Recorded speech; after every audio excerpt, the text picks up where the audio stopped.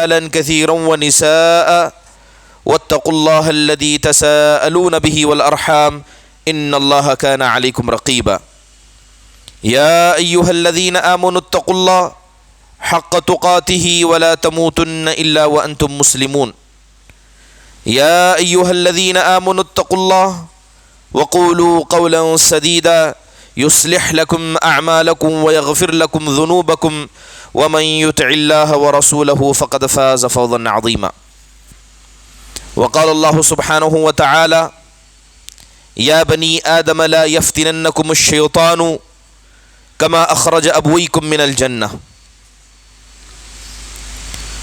تمام قسم کی حمد و ثنا، بڑائی، کبریائی، تعریف و توصیف اس اللہ وحدہ لا شریک کے لیے لائق و زیبا ہے جس نے ساری کائنات کو عدم سے وجود بخشا.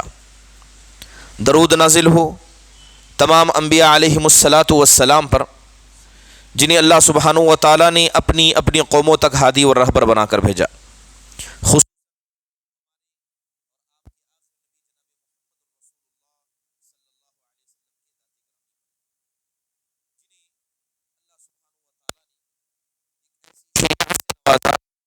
جو شریعت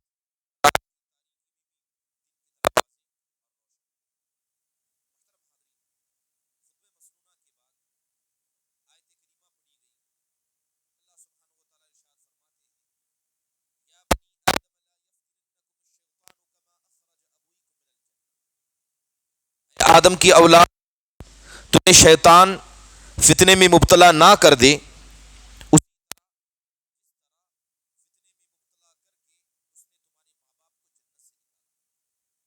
پھر اسی آیت کے آخر میں اللہ سبحانہ و تعالیٰ نے فرمایا اِنَّهُ يَرَاكُمْ هُوَ وَقَبِيلُهُ مِنْ حَيْثُ لَا تَرَوْنَهُمْ، کہ بے شک شیطان تمہیں دیکھ رہا ہے اور اس کا لاؤ لشکر بھی تم پر نگاہیں گاڑے ہوئے ہیں ایسی جگہوں سے جہاں سے تم انہیں نہیں دیکھ سکتے.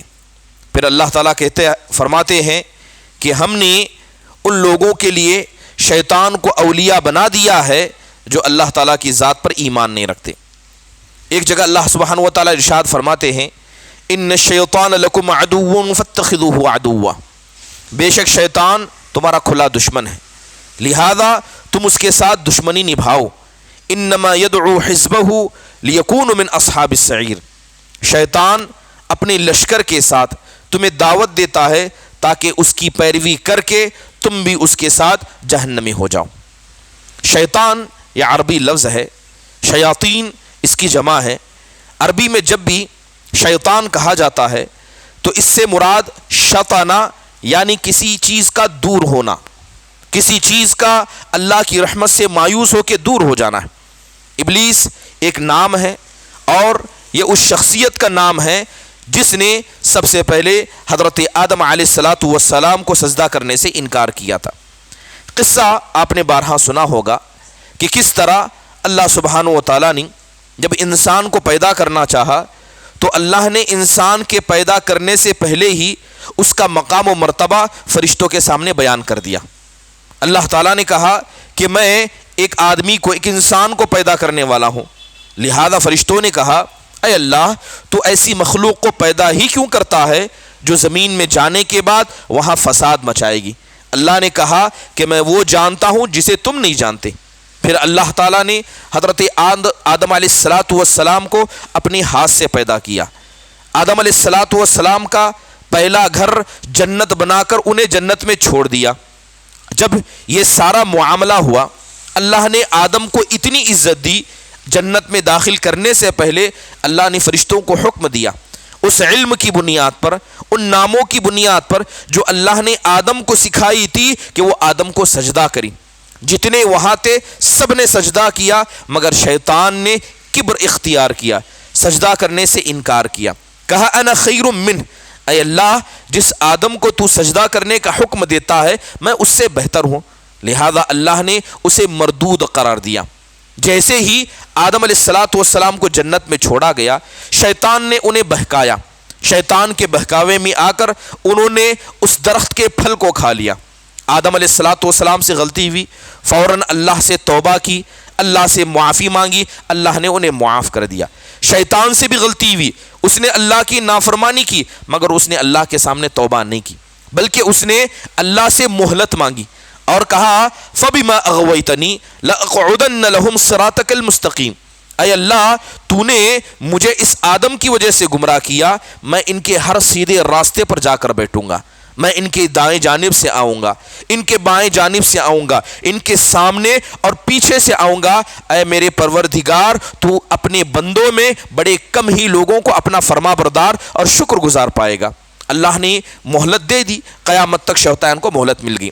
یہ بات جب ہم قصہ بارہا سنتے ہیں تو ایک بنیادی چیز ہمیں سمجھ میں یہ آتی ہے کہ شیطان کا مسئلہ ہمارے باپ آدم کے ساتھ تھا، اس کی دشمنی آدم کے ساتھ تھی، لیکن اس نے توبہ نہ کر کے اللہ سے مہلت مانگ کے اس دشمنی کو سارے انسانوں تک کھینچ دیا۔ اس نے قیامت تک مہلت مانگی، حقیقت میں وہ ساری انسانیت کے ساتھ دشمنی نبھانا چاہتا تھا۔ اس لیے اللہ تبارک و تعالیٰ نے انسانوں کو صاف منع کرتے ہوئے کہا کہ شیطان تمہارا کھلا ہوا دشمن ہے، لہذا اس سے احتراز کرو۔ محترم حاضرین، شیطان یہ چاہتا ہے، یہ شیطان کی دشمنی اگر انسان کے ساتھ کیسی ہے، اگر دیکھنا چاہیں ایک چھوٹی سی مثال کے ذریعے سمجھ سکتے ہیں۔ ایک انسان جب دنیا میں آتا ہے بڑا معصوم ہوتا ہے، اللہ اس کے رسول صلی اللہ علیہ وسلم کے نزدیک وہ معصوم ہے جب تک کہ وہ بلوغت کو نہ پہنچ جائے، لیکن جیسے ہی ماں کے پیٹ سے ایک بچہ پیدا ہو جاتا ہے، آدم کی اولاد دنیا میں آتا ہے، شیطان اس کے پاس جاتا ہے اور جا کر اس معصوم کو کچوکا لگاتا ہے، اسے نوچتا ہے، یہاں تک کہ وہ معصوم بچہ رونے لگتا ہے۔ آپ غور کریں اس معصوم بچے کا اس سے کیا تعلق ہے، لیکن شیطان کی دشمنی ایسے ہے کہ پیدا ہونے والے بچے سے لے کر آخری دم توڑتے ہوئے انسان تک شیطان کسی پر رحم نہیں کرتا، اور یہی کام شیطان کا ہے۔ اسی لیے دیکھیں کہ قرآن و حدیث میں اللہ تبارک و تعالیٰ نے جگہ بجگہ شیطان سے اور کن راستوں کے ذریعے شیطان انسان پر داخل ہوتا ہے اس کے بارے میں وضاحت کر کے بتایا گیا۔ مثال کے طور پر شیطان کے کئی ایسے راستے ہیں جس کے ذریعے وہ انسان پر داخل ہوتا ہے، اس کے دین کو خراب کر دیتا ہے، اس کے عقیدے کو بگاڑ دیتا ہے، اسے حلال راستے سے ہٹا کر حرام راستے کی طرف لے جاتا ہے۔ سب سے پہلے شیطان کوشش کرتا ہے کہ انسان اس کی بات ماننے لگ جائے، چاہے بات چھوٹی ہو، چاہے بات مکروہ عمل کی ہو، چاہے بات حرام کام کی ہو، شیطان اس کے دل میں بات لا کر ڈال دیتا ہے۔ لہذا جیسے ہی انسان گناہ کرتا ہے تو یاد رکھیے دنیا میں ہونے والے ہر گناہ کے پیچھے شیطان کا ہی مکر و فریب ہوتا ہے، یہاں تک کہ بسا اوقات گناہ شرک کے درجے تک پہنچ جاتے ہیں، اور شرک جو روئے زمین میں آیا اس میں بھی کیا ہے، شیطان کا بڑا ہاتھ تھا۔ اسی لیے شیطان کیا کرتا ہے، سب سے پہلا راستہ اختیار کرتے ہوئے وہ بندوں کو حکم دیتا ہے کہ اس کی اتباع کی جائے۔ یہی وجہ ہے کہ آپ دیکھیں کہ جتنے بھی انبیاء اس روئے زمین پر آئے، سارے انبیاء نے شیطان کی اتباع کرنے، اس کی عبادت کرنے اور اس کی بات ماننے سے منع فرمایا۔ اللہ کہتا ہے وَلَقَدْ بَعَثْنَا فِي كُلِّ أُمَّةٍ رَسُولًا أَنِ اعْبُدُوا اللَّهَ وَاجْتَنِبُوا الطَّاغُوتَ۔ ہم نے جتنے بھی رسولوں کو کسی بھی قوم کی طرف بھیجا تو ہم نے سب سے کہا کہ آپ جائیے ان کو ایک اللہ کی عبادت کا حکم دیجئے اور طاغوت یعنی شیطان سے بچنے کا اپنے حکم دیجئے۔ یہی وجہ ہے کہ آپ دیکھیں کہ جب حضرت ابراہیم علیہ السلام نے اپنی قوم میں آنکھیں کھولی، اللہ نے انہیں رشد و ہدایت عطا کیا، تو کیا دیکھا کہ جس باپ نے انہیں پالا پوسا وہی باپ بتوں کی عبادت کیا کرتا تھا، بتوں کو ہاتھوں سے تراشتا، ان کی عبادت کرتا۔ تو حضرت ابراہیم نے کیا کہا؟ حضرت ابراہیم نے کہا یا ابتی لا تعبد الشیطان، اے میرے ابا آپ شیطان کی عبادت نہ کیجئے، ان الشیطان کان للرحمن عصیا، اس لیے کہ شیطان یہ رحمان کا نافرمان ہے۔ حضرت ابراہیم کے والد یہ بتوں کی عبادت کرتے تھے، لیکن بتوں کی عبادت یہ شرک ہے، اور شرک کی اصل وجہ شیطان ہے۔ اگر ایک آدمی بتوں کی بھی عبادت کرتا ہے تو حقیقت میں وہ شیطان کی عبادت کرتا ہے، وہ کیا ہے، اس کے راستے پر چلتا ہے۔ اسی لیے قرآن میں جگہ جگہ اللہ کہتا ہے وَمَن يَتَّبِعْ خُطُوَاتِ الشَّيْطَانِ فَإِنَّهُ يَأْمُرُ بِالْفَحْشَاءِ وَالْمُنكَرِ، کہ جو بھی آدمی شیطان کے راستے پر چل پڑتا ہے، اس کے بتائے ہوئے طریقے پر چلنے لگتا ہے، تو یاد رکھیے کہ شیطان انسان کو فحش کام کا اور منکر کام کا حکم دیتا ہے۔ محترم حاضرین، جیسے ہم سب کو پتا ہے کہ آج جمعہ کا دن ہے، جمعہ کا دن ہے، یہ بات ہم سب جانتے ہیں کہ جیسے ہی ایک امام، ایک خطیب ممبر پر چڑھ جاتا ہے، اس کے بعد جتنے بھی لوگ مسجد میں داخل ہوں گے انہیں جمعہ کا ثواب نہیں دیا جائے گا۔ یہ بات ہم سب جانتے ہیں، لیکن شیطان کیا کرتا ہے؟ انسان کو دنیا میں ملوث کر دیتا ہے۔ کہا کہ نماز ہی تو پڑھنا ہے، تمہیں خطبہ ہی تو سننا ہے، وہ تمہیں مل جائے گا۔ بات ہم جانتے ہیں کہ جیسے ہی امام ممبر پر چڑھ جائے، خطیب چڑھ جائے، بعد میں آنے والوں کا جمعہ فوت ہو چکا ہے، انہیں جمعہ کا ثواب نہیں دیا جائے گا، یہ سب جانتے ہیں، لیکن پھر بھی سستی اور کاہلی کیوں کرتے ہیں؟ کیونکہ شیطان ان کے ذہنوں پر سوار ہو گیا۔ یہی لوگ جو جمعہ کے دن تاخیر سے پہنچتے ہیں، جا کر دیکھیے گا اپنے کام کے مسئلے میں، بیوی بچوں کی ضرورتوں کو پوری کرنے میں یہ تاخیر نہیں کریں گے، لیکن اللہ کے دین پر عمل کرنے کی بات آئے ان کو آپ تاخیر کرتا ہوا دیکھیں گے۔ حقیقت میں ایسے لوگ شیطان کی اتباع کر رہے ہیں، یہ اللہ اس کے رسول کے طریقے کو چھوڑتے ہیں۔ محترم حاضرین، شیطان انسان کے پاس آتا ہے، آ کر کہتا ہے کہ اللہ نے تمہیں حلال روزی دی ہے، اس حلال روزی کا کافی تمہارا ہونا نہیں ہے، یہ حلال روزی تمہارے لیے کافی نہیں ہوگی، تھوڑا سا چور دروازہ نکال لو، کوئی ایسا کام کرو کہ ایک وقت میں زیادہ پیسہ آئے، اس پیسے سے اپنی حفاظت کرنا، اپنے بچوں کو پالنا۔ شیطان کیا کرتا ہے؟ انسان کے سامنے حرام راستے کھولنے کی کوشش کرتا ہے۔ اللہ تعالیٰ نے اسی کا ذکر کرتے ہوئے کہا، یا ایھا الناس کلوا مما فی الارض حلالا طیبا، اے لوگو، اللہ نے زمین میں جو حلال روزی دی ہے تم اس کو کھاؤ، ولا تتبعوا خطوات الشیطان، حرام روزی کھا کر کیا ہے؟ شیطان کے راستے کو، کیا تم شیطان کے راستے کی اتباع نہ کرو، انہ لکم عدو مبین، اس لیے کہ شیطان تمہارا کھلا ہوا دشمن ہے۔ بڑے معروف صحابی حضرت سعد رضی اللہ عنہ اللہ کے نبی کے پاس آئے اور آ کر کہتے ہیں، اے اللہ کے نبی، ادعو اللہ ان یجعلنی مستجاب الدعوہ، اے اللہ کے نبی آپ میرے لیے دعا کر دیجئے کہ اللہ مجھے مستجاب الدعوہ بنا دے، جو بھی دعا اللہ سے مانگو اللہ میری دعا کو سن لے، آپ میرے لیے دعا کیجئے۔ تب اللہ کے نبی نے حضرت سعد کو ایک نصیحت کی تھی، آپ نے کہا، یا سعد اطب مطعمک ستکن مستجاب الدعوہ، آپ نے کہا اے سعد اپنے کھانے کو پاک کر لو، جو روزی تمہارے منہ میں جاتی ہے، جو روزی اپنے آل و اولاد کو کھلاتے ہو، اس کو پاک کر لو، یاد رکھنا اللہ تمہاری دعاؤں کو سنے گا، اللہ مستجاب الدعوہ بنا دے گا۔ آج ہم دیکھتے ہیں کہ معاشرہ ایسے ہے کہ حرام رزق کے دروازے ہزاروں طرح کے کھلے ہیں، اور سود، اللہ معاف فرمائے، سود کو برا سمجھنا ہی لوگوں نے چھوڑ دیا، چاہے وہ سود بینکوں کے ذریعے کھایا جائے، چاہے وہ سود قرض لے کر ای ایم آئی کی شکل میں، چاہے ای ایم آئی کاسٹ والی ہو یا نو کاسٹ والی ہو، یا اسی طرح چٹیاں ڈال کر 1,00,000 کی چٹی 70-80 ہزار میں خریدی جائے۔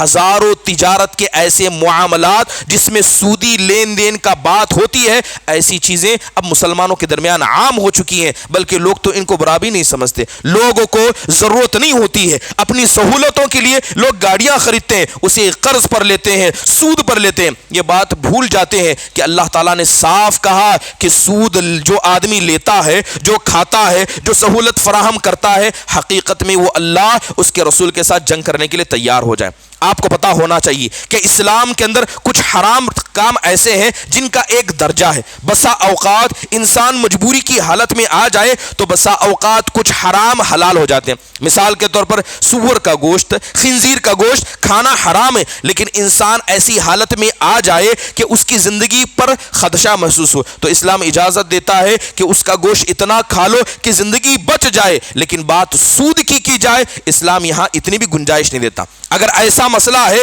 کہ سود نہیں کھاؤ گے تو مر جاؤ گے، مر جاؤ، مگر سود کھانے کی اجازت اسلام نہیں دیتا ہے۔ محترم حاضرین، یہ ایسا حرام کام ہے، یہ حرام روزی کا ایسا طریقہ ہے جسے لوگوں نے حرام سمجھنا ہی چھوڑ دیا۔ یہ شیطان کی پیروی ہے، یہ شیطان کی اتباع ہے۔ اسی لیے دیکھیں کہ قیامت کے دن وہ لوگ جو سود دنیا میں کھایا کرتے تھے، لوگوں کے لیے سہولتیں فراہم کیا کرتے تھے، اللہ کہتا ہے الذین یأکلون الربا لا یقومون الا کما یقوم الذی یتخبطہ الشیطان من المس، کہ جو لوگ دنیا میں سود کھاتے تھے قیامت کے دن اٹھائے جائیں گے، جیسے ہی قبر سے نکلیں گے سود کا اثر وہ اپنے جسموں پر دیکھیں گے، ایسے لڑکھڑاتے ہوئے، ایسے مجنون اور پاگل کی طرح وہ اپنی قبروں سے اٹھیں گے جیسے کہ کسی انسان پر شیطان سوار ہو گیا۔ محترم حاضرین، جب ایک انسان صدقہ کرنے جاتا ہے شیطان اس کے پاس آتا ہے، آ کر اسے صدقے سے منع کرتا ہے۔ اللہ کہتا ہے الشیطان یعدکم الفقر ویأمرکم بالفحشاء واللہ یعدکم مغفرۃ منہ وفضلا۔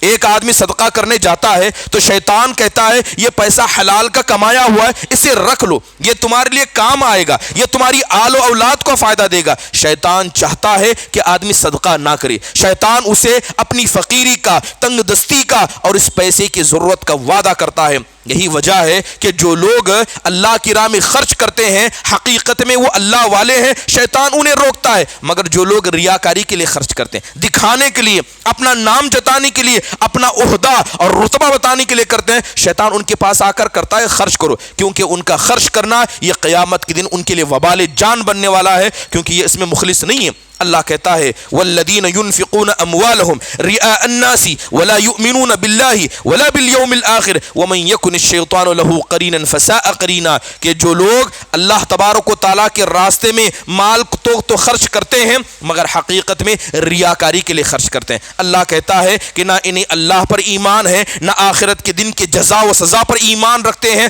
ایسے لوگوں کا ساتھی شیطان نہیں تو کون ہوگا، اور شیطان سے بڑھ کر ان کا ساتھی کون ہو سکتا ہے۔ اسی لیے آپ دیکھیں کہ قیامت کے دن سب سے پہلے جہنم جن 3 لوگوں کے ذریعے جلائی جائے گی، دہکائی جائے گی، اس میں ایک وہ آدمی بھی ہوگا جو لوگوں کو دکھانے کے لیے صدقہ کرتا تھا، صدقہ کرتا، خرچ کرتا تاکہ لوگ اسے سخی کہیں۔ اللہ تعالیٰ کہے گا کہ جس مقصد کی خاطر تو نے صدقہ دیا تھا وہ تجھے کہہ دیا گیا، تیرے مرنے کے بعد تیرے جیتے جی تجھے سخی کہہ دیا گیا، تیرے سارے اعمال کا بدلہ لوگوں کے کانوں کو خوش کرنے کے لیے دے دیا گیا، اب تیرا کوئی حساب و کتاب نہیں ہے، لہذا اس کو اٹھا کر جہنم میں پھینک دیا جائے گا۔ محترم حاضرین، شیطان انسان کے پاس آتا ہے، ایک انسان کسی غلط کام کو کرتا ہے، شیطان آ کر کہتا ہے کہ تم یہ جو کام کر رہے ہو یہ غلط نہیں، تم صحیح ہو، تم حق پر ہو، تم اپنوں کے لیے لڑ رہے ہو، تم اپنے حق کے لیے لڑ رہی ہو۔ بسا اوقات ایک برا عمل جب شیطان کسی پر حاوی ہو جائے وہ انسان کو برا نہیں لگتا، انسان اس برے گناہ کو اچھا سمجھنے لگتا ہے،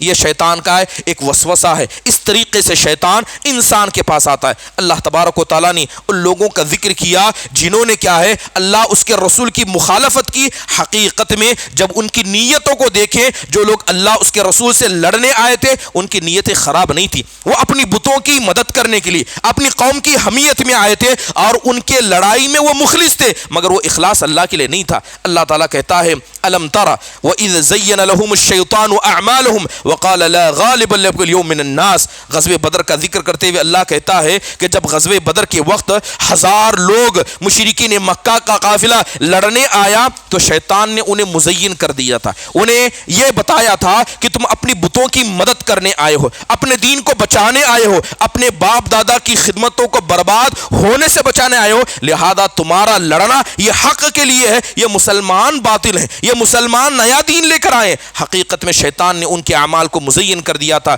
بلکہ شیطان خود وہاں موجود تھا، وہ کہہ رہا تھا کہ آج تمہاری اتنی بڑی تعداد ہے، تم کسی پر غالب ہو کر رہو گے، تم پر کوئی غالب ہو کر نہیں رہے گا۔ اسی لیے آپ دیکھیں کہ جب ایک انسان برا کام کرتا ہے تو مسلمانوں کے نزدیک وہ قابل رحم ہے، کیونکہ جہالت اور شیطان نے اس انسان کے اس گناہ کو مزین بنا کر رکھ دیا ہے۔ آپ جانتے ہیں ملک سبا کا قصہ قرآن کے اندر اللہ نے بیان کیا۔ حضرت سلیمان وقت کے نبی ہیں، بادشاہ ہیں، اللہ نے بے پناہ طاقت سے نوازا ہے، لیکن ملک سبا میں کیا ہو رہا ہے اسے کچھ خبر نہیں تھا۔ حضرت سلیمان نہیں جانتے تھے، اللہ نے ایک چھوٹے سے پرندے کو وجہ بنایا۔ جب اللہ اپنے دین کو کسی تک پہنچانا چاہتا ہے تو ایک ہدہد پرندہ سارے ملک سبا کے اسلام لانے کی وجہ بن جاتا ہے۔ پرندہ گیا، جا کر دیکھا کہ ملک سبا اس کا ایک بڑا تخت ہے جس پر وہ بیٹھتی ہے، حکومت کرتی ہے، سب اللہ کو چھوڑ کر سورج کے لیے سجدہ کرتے ہیں۔ اس ہدہد پرندے نے جو الفاظ حضرت سلیمان کے سامنے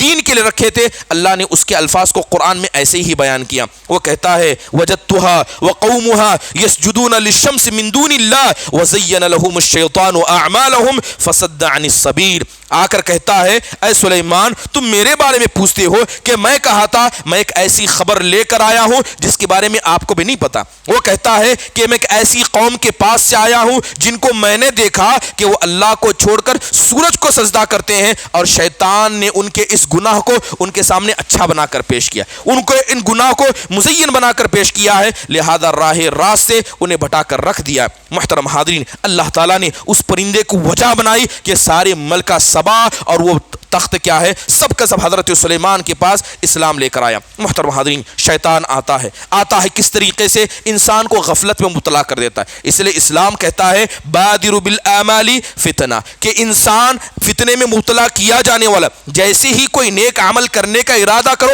فوراً نیک عمل کرو، اسے ٹال مٹول کر کے تاخیر نہ کرو۔ شیطان آتا ہے انسان کو غفلت میں ڈال دیتا ہے، انسان گناہ کرتا ہے، سوچتا ہے کہ اللہ سے توبہ کروں گا، شیطان آ کر بھلا دیتا ہے کہ تمہیں توبہ کرنا ہے۔ انسان صدقہ کرنا چاہتا ہے، کسی سے لڑائی جھگڑا ہو گیا، اس سے معافی مانگنا چاہتا ہے، شیطان آ کر کہتا ہے ابھی نہیں بعد میں معافی مانگ لینا۔ غفلت میں انسان کو ڈال دیتا ہے، اور یہ شیطان کے راستوں میں سے ایک بڑا راستہ ہے۔ اللہ تبارک و تعالیٰ اسی کے بارے میں کہتا ہے وَإِمَّا يَنزَغَنَّكَ مِنَ الشَّيْطَانِ نَزْغٌ فَاسْتَعِذْ بِاللَّهِ، جب شیطان تمہارے پاس آئے کسی مسئلے میں، تمہارے اندر غصے کو ابال دے، غصہ پیدا کر دے، فَاسْتَعِذْ بِاللَّهِ، تو فوراً کیا کرو؟ اللہ تعالیٰ سے پناہ مانگو۔ شیطان کے مسئلے میں اللہ سے پناہ مانگو، اعوذ باللہ تم کہو، لہذا وہ شیطان کا غصہ انسان سے چلا جاتا ہے۔ حضرت یوسف علیہ السلام ہم جانتے ہیں کہ جیل میں موجود تھے، ایک گناہ سے بچتے ہوئے انہوں نے جیل کو اختیار کر دیا۔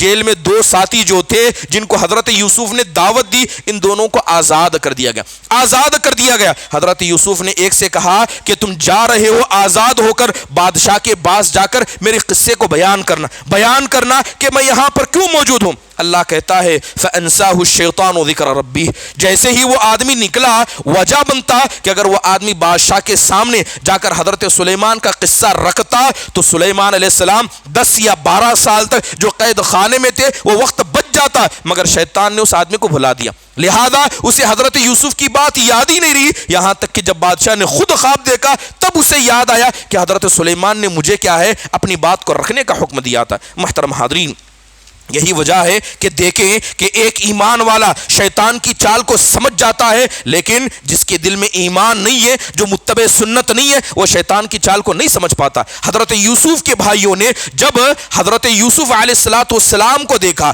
ان کے ابا کی محبت کو دیکھا، شیطان نے دل میں حسد کو پیدا کر دیا، لہذا بھائی خود اپنے بھائی کو لے جا کر کنویں میں پھینک دیتے ہیں، یہ شیطان کی اتباع کرتے ہیں۔ لیکن جب کایا پلٹ جاتا ہے، تخت پلٹ جاتا ہے، طاقت بدل جاتی ہے، حضرت یوسف علیہ السلام تھے، طاقت تھی، فوج تھی، فیصلہ تھا، تب سب بھائی وہاں پر آ گئے۔ سارے بھائیوں پر کیا ہے، چاہے تو فیصلہ سنا سکتے تھے، مگر حضرت یوسف ایمان والے تھے، نبی تھے، کہا انزع الشیطان بین وبین اخوتی، کہنے لگے کہ شیطان نے میرے بھائیوں کو بہکایا تھا، انہوں نے میرے ساتھ ایسا کیا، آج میرے پاس طاقت ہے لیکن آج شیطان مجھے بہکا نہیں سکتا، لہذا آج میں اپنے بھائیوں کو معاف کرتا ہوں۔ کہا لا تثریب علیکم اليوم، کوئی نہ بدلہ لیا نہ اپنے حق کے لیے لڑا، بلکہ اپنے حق کو اللہ کے لیے چھوڑ دیا، کیونکہ حضرت یوسف شیطان کے بہکاوے نہیں تھے۔ محترم حاضرین، اسی طرح جو لوگ مال کو خرچ کرتے بیجا چیزوں میں، فضول چیزوں میں، یاد رکھیے فضول خرچی کرنا مال کو برباد کرنا۔ اللہ معاف فرمائے، آج لوگوں کا تصور یہ ہے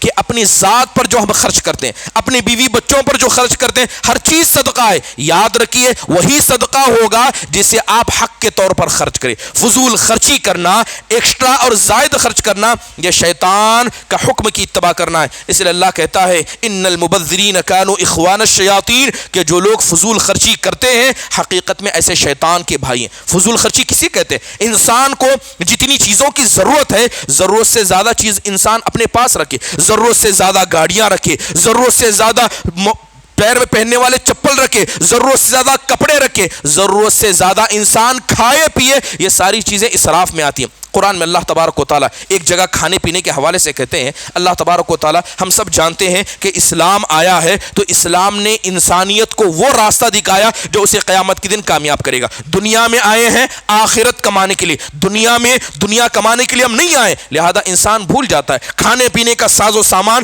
جمع کرتا ہے۔ قرآن کی ایک بڑی معروف آیت ہے، اللہ تبارک و تعالیٰ ارشاد فرماتے ہیں کہ فَأَمَّا، کہ جو آدمی اللہ تبارک و تعالیٰ سے ڈرتا ہے، لیکن جو آدمی اللہ سے نہیں ڈرتا ہے اور دنیاوی زندگی کو فوقیت دیتا ہے، فَإِنَّ الْجَحِيمَ هِيَ الْمَأْوَىٰ، کہ اس آدمی کا ٹھکانہ کیا ہوگا؟ جہنم ہوگا۔ اب یہاں پر قرآن کے اندر جو اللہ تعالیٰ نے کہا، لفظ طغا کا استعمال کیا کہ جو آدمی زمین میں سرکشی کرے گا اور اللہ کو بھول جائے گا، تو امام قرطبی سے پوچھا گیا کہ زمین میں سرکشی کا مطلب کیا ہے؟ جو آدمی سرکشی کرے گا اس کا ٹھکانہ جہنم ہوگا، اللہ نے ایسا کہا ہے، تو یہ تو بتائیے کہ سرکشی کا مطلب کیا ہے؟ تو کہتے ہیں کہ جس آدمی نے اپنے دسترخوان پر صرف 3 قسم کا کھانا جمع کیا، 3 قسم کا الگ الگ قسم کی 3 قسم کی غذا اپنے دسترخوان پر جمع کی، اس نے آخرت کو چھوڑ کر دنیا کو ترجیح دی، اور جس نے ایسا کام کیا اس نے سرکشی کی، اور ہر سرکش کے لیے اللہ تعالیٰ نے جہنم بنا کر رکھی ہے۔ محترم حاضرین، فضول خرچی یہ یقیناً کیا ہے؟ ایسا بڑا گناہ ہے جسے اللہ تعالیٰ معاف نہیں کرے گا، کیونکہ اللہ تعالیٰ حساب و کتاب لینے والا۔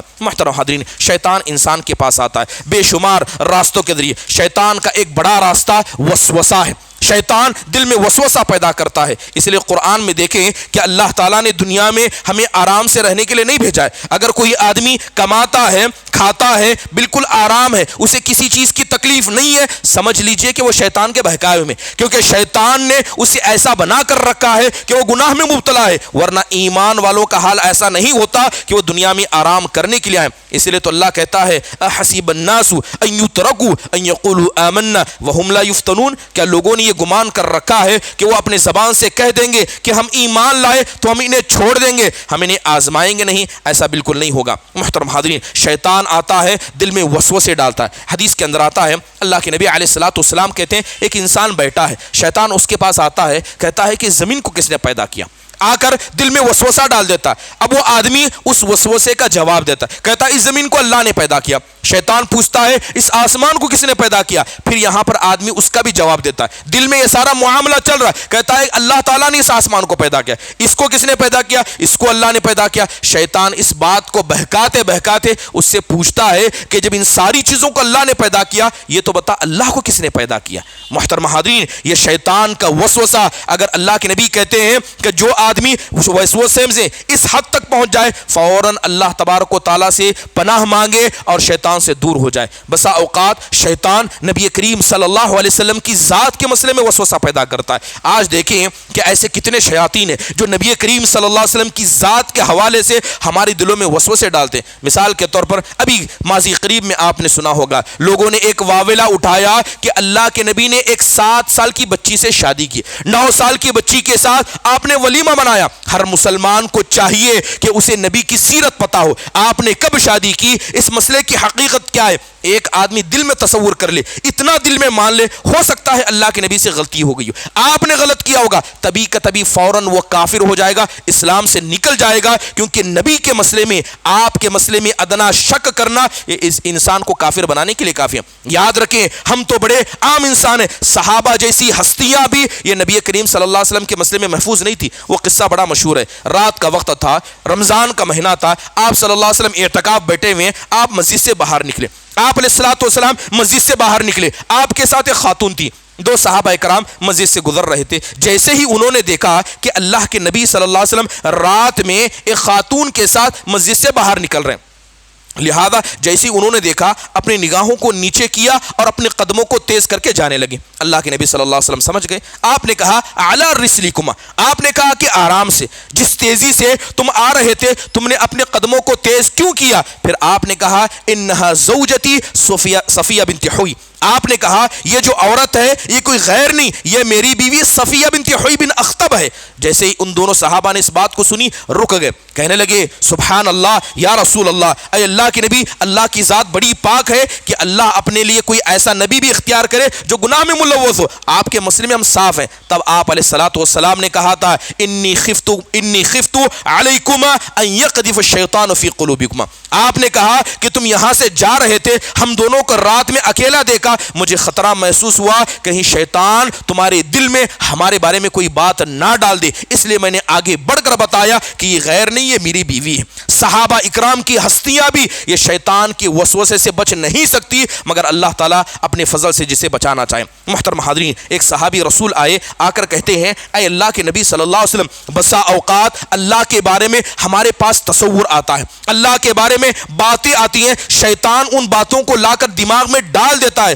مجھے تو لگتا ہے کہ آسمان سے مجھے پھینک دیا جائے میں اس بات کو پسند کروں گا، مگر میرے ذہن میں اللہ کے بارے میں جو وسوسہ چل رہا ہے اسے اپنی زبان سے ادا کرنا پسند نہیں کروں گا۔ تو آپ علیہ الصلوۃ والسلام نے کہا الحمدللہ الذی رد کیدہ الی الوسوسہ، آپ نے کہا اللہ کا شکر ادا کرو کہ اللہ تعالیٰ نے اس کے وسوسے کو صرف وسوسے کی حد تک رکھا، وہ تمہارے دل میں اتر کر تم نے اسے زبان سے نہیں ادا کیا۔ محترم حاضرین، شیطان الگ الگ قسم کا وسوسہ پیدا کرتا ہے۔ شیطان کا بڑا وسوسہ اختلاف ہے، ایک آدمی دوسرے آدمی کو دیکھتا ہے، نگاہیں ملتی ہیں۔ اسلام کہتا ہے کہ جب کسی مسلمان سے ملاقات کرو چہرے پر مسکراہٹ رکھو، جا کر ہاتھ ملاؤ، سلام کرو، یہ محبت پیدا کرنے کا طریقہ ہے۔ ایک آدمی نے دوسرے کو دیکھا، وہ اس مسجد کے کونے میں ہے، یہ کونے میں ہے، دونوں نے ایک دوسرے کو سلام نہیں کیا، مسکرائے نہیں، شیطان آ کر دل میں بات ڈال دیتا ہے یہ تم سے نفرت کرتا ہے، یہ تم کو پسند نہیں کرتا ہے، رات میں جو تم نے گناہ کیا تھا شاید اس کو پتا چل چکا ہے، جبکہ حقیقت کچھ نہیں ہوتی ہے، لیکن شیطان آ کر دل میں بات ڈال دیتا ہے۔ اسی وجہ سے دیکھیں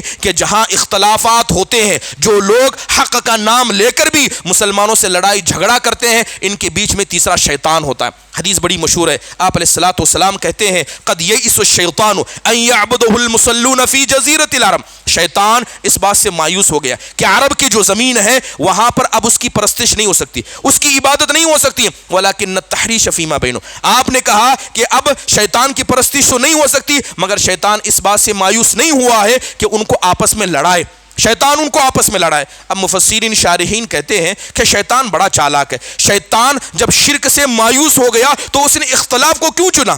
اختلاف کو کیوں چنا؟ ہو سکتا ہے کہ دوسرا گناہ چنتا جس کی وجہ سے وہ مسلمانوں کو گمراہ کر سکتا۔ تو شارحین کہتے ہیں کہ جس جگہ اختلاف آ جائے، جن دلوں میں اختلاف آ جائے، صف میں ایک ساتھ پڑھتے ہو مگر دل جدا جدا ہو، جہاں اختلاف آ جاتا ہے وہاں دعوت کمزور ہو جاتی ہے، اور جہاں دعوت کمزور ہو جائے جہالت عام ہو جاتی ہے، اور جہالت شرک کی پہلی وجہ ہے۔ شیطان نے شرک کو چھوڑا تو شرک تک پہنچنے کے اس راستے کو اپنایا۔ محترم حاضرین، یاد رکھیے یہی اختلاف یہ شیطان کا بڑا ہتھیار ہے جس کے ذریعے وہ لوگوں کے دلوں پر راز کرتا ہے۔ محترم حاضرین، بات اگر شیطان کی جائے، یاد رکھیے شیطان انسان کے پاس بہت سارے ایسے گناہوں کو لے کر آتا ہے جو گناہ کیا ہے انسان کو کہیں کا نہیں رہنے دیتے۔ مثال کے طور پر، اور بات اگر شیطان کی وسوسے کی جائے، ہر انسان کو اس سے ڈرنا چاہیے، شیطان سے ڈرنا چاہیے۔ بہت سارے لوگوں نے شیطان کو دشمن سمجھا نہیں، شیطان کے پاس اتنی طاقت تھی کہ وہ نبی کریم صلی اللہ علیہ وسلم جن کے ساتھ جبرائیل ہوا کرتے، آپ کے دل میں جذبات پیدا ہوتے،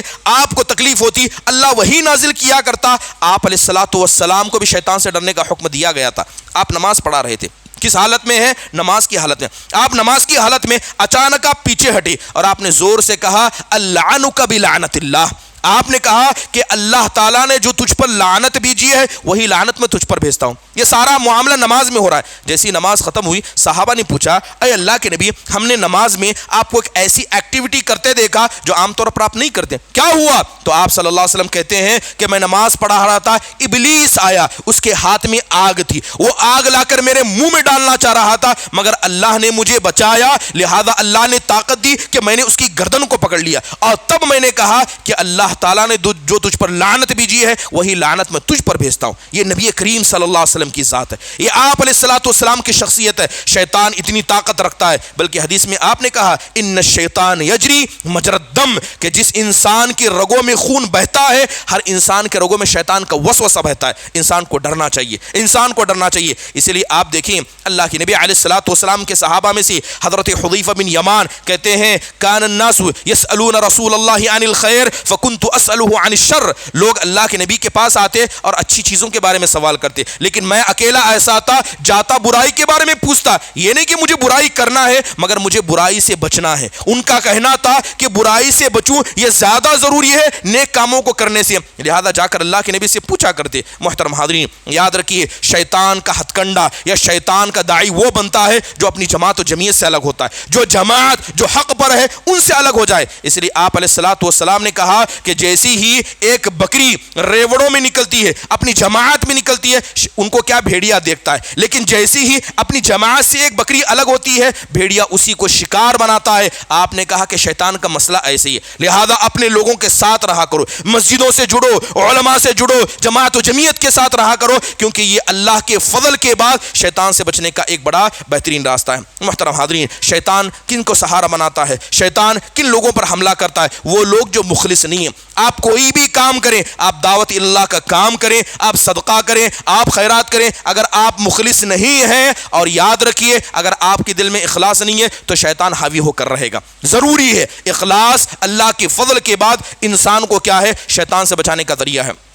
ایک بڑی معروف کتاب ہے ابن الجوزی رحمہ اللہ کی تلبیس ابلیس, اس کے اندر حسن بصری رحمہ اللہ کے حوالے سے قصہ نقل کیا گیا. حسن بصری رحمہ اللہ کہتے ہیں کہ ہمارے زمانے میں ایک درخت تھا, لوگ اس درخت کے پاس جا کر تعویذیں باندھا کرتے تھے. لوگ اس درخت کو برکت والا سمجھا کرتے تھے کیونکہ اس درخت کے نیچے صحابہ اکرام بیٹھے تھے, تو لوگ جاتے اس کو برکت والا سمجھتے. ایک آدمی جس کے اندر غیرت پیدا ہوئی وہ کلہاڑی لے کر نکلا اور کہا کہ اس درخت کو میں کاٹ دوں گا. لہذا جیسے ہی اس درخت کے قریب گیا تو درخت کے پاس جانے سے پہلے ایک آدمی سے اس کی ملاقات ہوگی. کہا کہاں کا ارادہ رکھتے ہو؟ تو اس آدمی نے کہا یہ درخت کیا ہے, شرک کی وجہ بنتا جا رہا ہے, لہذا اس کو کاٹنے کا ارادہ رکھتا ہوں. تو وہ آدمی کہتا ہے کہ اس درخت سے اور لوگوں کے مسئلے میں تم کو کیوں پڑنا ہے, جاؤ اپنا دیکھو, کیا اس درخت کو نہ کاٹو تو ایک بہتر چیز تم کو نہ بتاؤں؟ کہا کہ بتاؤ کیا چیز ہے؟ کہا کہ جاؤ اب جب بھی صبح اٹھو گے تو اپنے بستر کے پاس, اپنے تکیے کے پاس روزانہ 2 دینار کو پاؤ گے, 2 دینار روزانہ ملیں گے, بس اس درخت کو نہ کاٹنا. اب وہ آدمی سوچنے لگا, کہا کہ چلو ٹھیک ہے تجربہ کر لیتا ہوں, لہذا وہاں سے لوٹ گیا. جب صبح ہوئی تو اس نے 2 دینار کو اپنے تکیے کے بازو پایا, بڑا خوش ہوا. دوسرا دن سویا تو اٹھا تو 2 دینار کو نہیں پایا, دینار غائب تھے, دوسرے دن نہیں ملے. لہذا پھر غصے میں آیا, کلہاڑی لیا اور چلا اس درخت کو کاٹنے. پھر وہی آدمی اس سے ملتا ہے, کہا کہ کہاں کا ارادہ ہے؟ کہنے لگے کہ اس درخت کو کاٹنے کا ارادہ ہے. فوراً وہ آدمی اسے نیچے گرا کر اس کے سینے پر بیٹھ جاتا ہے اور کہتا ہے کیا تم کو پتا ہے میں کون ہوں؟ کہا کہ میں شیطان ہوں. پہلی بار جب تم اس درخت کو کاٹنے کے لیے آئے تھے تمہارا مقصد اللہ کو خوش کرنا تھا, لہذا اس وقت میں تم سے طاقت نہیں رکھتا تھا, میں تمہیں نہیں ہرا سکتا تھا. لیکن آج آئے ہو اس 2 دینار کے غصے میں آئے ہو, جو دینار تم کو نصیب نہیں ہوئے, آج میرے پاس طاقت ہے کہ تم کو میں نیچے گرا سکتا ہوں اور اس کام سے روک سکتا ہوں. محترم حاضرین, یہی شیطان کا وسوسہ ہے. اخلاص پیدا کریں, جو بھی کام کریں اخلاص پیدا کریں. جس آدمی سے اخلاص ختم ہو جاتا ہے شیطان کا وہ آدمی کیا ہے, ساتھی بن جاتا ہے. حسن بصری رحمہ اللہ سے پوچھا گیا کیا ابلیس سوتا بھی ہے؟ سوال کیا گیا. ایک آدمی نے کہا کیا ابلیس سوتا بھی ہے؟ تو حسن بصری رحمہ اللہ کہتے ہیں کہ اگر ابلیس 1 منٹ کے لیے سو جائے ساری انسانیت کو راحت مل جائے گی. 1 منٹ کے لیے ابلیس سو جائے. ابلیس سوتا نہیں ہے, رات دن لگا رہتا ہے تاکہ کس طرح انسانیت کو گمراہ کر سکے. محترم حاضرین, ضروری ہے کہ ہر انسان کو کیا ہے, سنت کی اتباع کرنی چاہیے, مخلص ہونا چاہیے, اور اسی طرح اللہ اس کے رسول کا متبع بن کر رہنا چاہیے. تبھی جا کر انسان کیا ہے, شیطان کے وسوسے سے بچ سکتا ہے. اس لیے آپ دیکھیں اللہ کے نبی علیہ الصلوۃ والسلام نے کہا وَإِنَّهُ سَيَخْرُجُ مِنْ أُمَّتِي أَقْوَامٌ تَجَارَى بِهِمْ تِلْكُ الْأَهْوَاءُ كَمَا يَتَجَارَى الْكَلْبُ بِصَاحِبِهِ. آپ علیہ الصلوۃ والسلام کہتے ہیں کہ میری امت کے آخر میں یعنی قیامت کے قریب ایک ایسی جماعت نکلے گی, ایسے لوگ نکلیں گے جو اپنی خواہشات کی اتباع کریں گے. جو میں چاہوں کر سکتا ہوں, جو میں چاہوں میں کھا سکتا ہوں, جیسا میں چاہوں ویسا کر سکتا ہوں. یعنی انسان اپنی خواہشات کی بنیاد پر عمل کرے, اللہ اس کے رسول کے احکام کی بنیاد پر عمل نہ کرے. اللہ کے نبی صلی اللہ علیہ وسلم نے کہا کہ ان پر شیطان ایسے ہی حاوی ہو جائے گا جس طرح کہ کتا کسی انسان کو کاٹ لیتا ہے تو اس کا زہر سارے جسم میں پھیل جاتا ہے. تو جو بھی آدمی اللہ اس کے رسول کا متبع نہیں ہوگا, اپنی خواہشات کی بنیاد پر چلے گا, جب چاہے کھاؤں جب چاہے سوؤں, جس سے جیسے چاہی ویسے بات کروں, یقیناً جانیے کہ اسلام کے اندر جو آدمی آتا ہے مسلمان اس کو کہتے ہیں جس کا اٹھنا, جس کا بیٹھنا, جس کا کھانا, جس کا پینا, جس کا لباس پہننے کا طریقہ بھی اسلامی ہو. ہم سب کو پتا ہے آج جمعہ کا دن ہے, ہم سب جانتے ہیں لوگ تاخیر سے آئیں. اگر آپ سے پوچھا جائے یہ بتائیے کہ جمعہ کے دن اسلام کا کیا حکم ہے, سب سے پیارا لباس اللہ کے نبی کو کون سا پسند ہے؟